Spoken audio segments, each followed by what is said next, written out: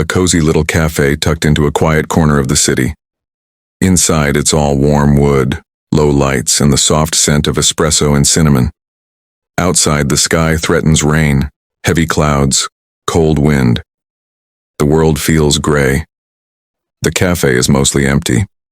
Just a few laptop workers, a couple on a quiet date, and Amara, 23, juggling a tray of empty mugs and plates. Her ponytail is loose, her sneakers worn down, but her eyes are alert and kind. Her name tag is scratched. A pen is tucked behind her ear. She's been on her feet since morning and her back aches, but she doesn't show it. Action.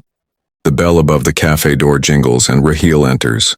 Tall, early 40s with broad shoulders and the look of someone who spends more time in boardrooms than sidewalks. His clothes are high-end but slightly rumpled like he got dressed in a rush.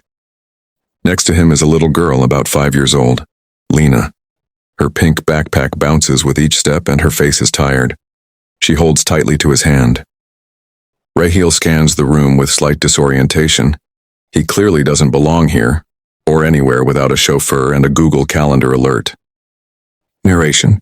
He leads Lena to a corner table, but there's an awkwardness in how he moves. Checking his phone repeatedly, frowning at the lack of signal. He opens a map app. The screen buffers. Lena, tugging his sleeve. Baba, can we get hot chocolate? I'm cold. Raheel's jaw clenches. His voice is soft but stressed. Raheel. In a minute, sweetheart. Amara notices. Not just the cold child, but the tension in the man's posture. She sets her tray down, takes a deep breath, and walks over. Dialogue. Amara, smiling gently. Hi there. Welcome. You both look like you need something warm and sweet. Maybe hot chocolate with extra marshmallows? Lena instantly brightens. Yes, please. Raheel, embarrassed. That sounds good. Also, I realize this is unusual, but could I trouble you for directions? Amara.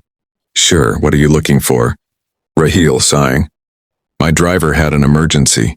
I'm not from this part of the city, and I accidentally left my wallet at the school event. I was hoping to walk until I found a place to call for help. My phone's not getting service, and I didn't expect the school to let out early. I didn't even bring an umbrella. Amara, softly. You don't need to explain.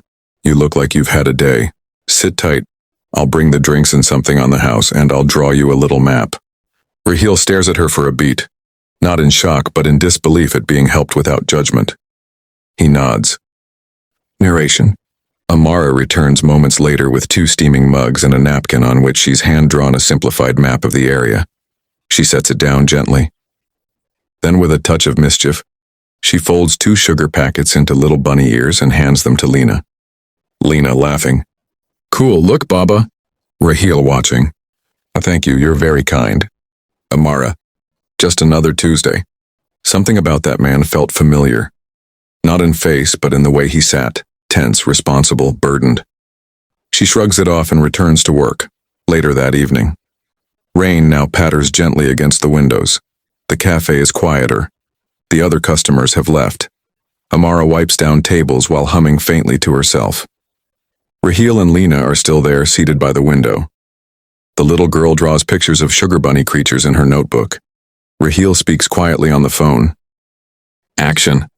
Amara passes by just in time to overhear a snippet. Not out of eavesdropping, but because his voice is clear in the silence. Raheel, on the phone. Yes, tell Faisal I won't make it. Reschedule the 6 p.m., yes, including the legal review. Push the call with the Singapore team to tomorrow. Amara's brow furrows. Legal review? Singapore team? She walks into the back kitchen, where her coworker Rima is scrolling through her phone on break. Amara. Hey, the guy at table 6, what do you think he does? Rima, glancing out. Him? That's Raheel Zaman. I swear I saw his face in a LinkedIn post last week, CEO of Skybridge Tech. That guy owns like 5 companies. Single dad, no press interviews, total mystery man. People call him Pakistan's quiet billionaire. Amara, blinking. You're joking. Rima. I'm not, search it up. He even funds half the startups in DHA. Narration. Amara returns to the front, heart pounding a little. The man who asked her for directions is the same man who likely has his name on half the city's contracts. But when she approaches, he stands and quietly hands her something. Her own jacket, which she had earlier placed on Lena's shoulders. Dialogue. Raheel. She insisted you'd be cold without it. Thank you again, truly. Amara, hiding her surprise. Of course, I didn't know who you were. Raheel, smiling faintly. I know, that's why I stayed. Narration. Before she can ask anything more, he takes Lena's hand and walks out into the night, quietly like he arrived. No business card, no announcement. Just a man with his daughter warm again, 2 weeks later. A bright, crisp morning at the same cafe. The sky is blue, the air carries the scent of fresh rain, and soft sunshine filters through the wide windows. The cafe is calm, a gentle hum of morning regulars clinking cups and laughter from a corner table. A new menu chalkboard stands by the door. Tiny planters sit on each table, adding bursts of green. Narration in action. Amara stands behind the counter in a fresh apron, hair tied neatly, sleeves rolled up. Her shift has just started.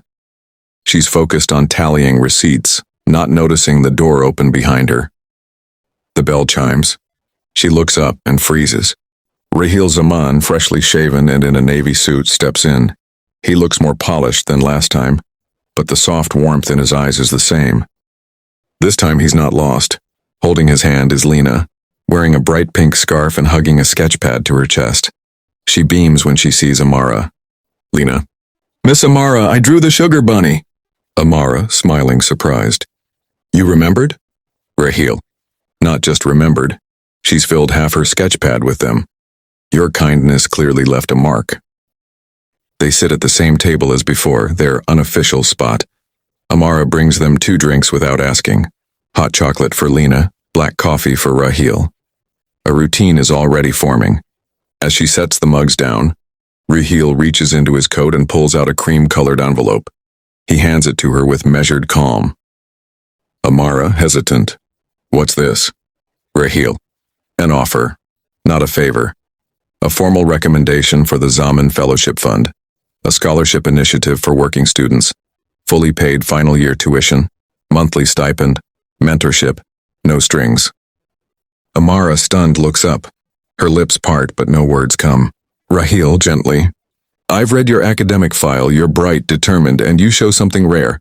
Compassion without condition. I want to invest in that. Amara, quietly. Why me? You probably meet a dozen people more qualified every day. Raheel. Because you were kind when no one was watching. That's not something I can teach, but it's something my daughter should grow up seeing. Narration. Silence stretches between them. Not awkward, but meaningful. Amara swallows hard, eyes glossy. Then she opens the envelope slowly and sees the approval letter, signed. Lena taps the table. Lena. Miss Amara, can we fold bunnies again? This time I want a flying one. Amara, smiling through emotion. Only if you teach me how to draw its wings. They lean across the table, a young waitress, a powerful man, and a child full of giggles. No longer strangers, but a memory in the making.